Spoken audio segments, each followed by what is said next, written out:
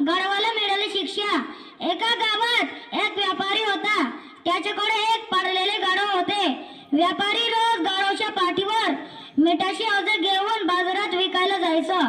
त्यांना मध्येच एक ओढा पार करावा लागतं असे. एक दिवस गाढवाचा पाय पाण्यात घसरतो आणि ते पाण्यात मिठाच्या ओझ्यासहित पडतं. त्यांचा मालक उठवण्यास मदत करतो आणि मग ते दोघं पुन्हा चालू लागतात. थोडंसं मीठ विरघळल्यामुळे गाढवाला हलके वाटू लागते आणि ते खूप आनंदी होऊन पुढची वाटचाल करू लागते. आता गाढव दररोज त्याचा पाय मुद्दाम पाण्यात घालतो असे.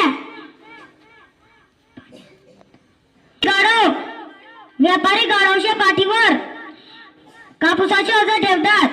गाढव त्या दिवशी देखील मुद्दाम पाय पाण्यात घसरवतो आणि पाण्यात पडतो. आज पण त्याचा मालक उठवण्यास मदत करतो, पण गाढवाला काही उठता येत नाही, कारण कापूसाने पाणी शोषून घेतलेले असते. त्यामुळे हलके होण्याऐवजी जड झालेले असते. अशा प्रकारच्या गाढवाला चांगली शिक्षा मिळते. तात्पर्य, आपल्या कामाचे प्रामाणिकपणे राहावे.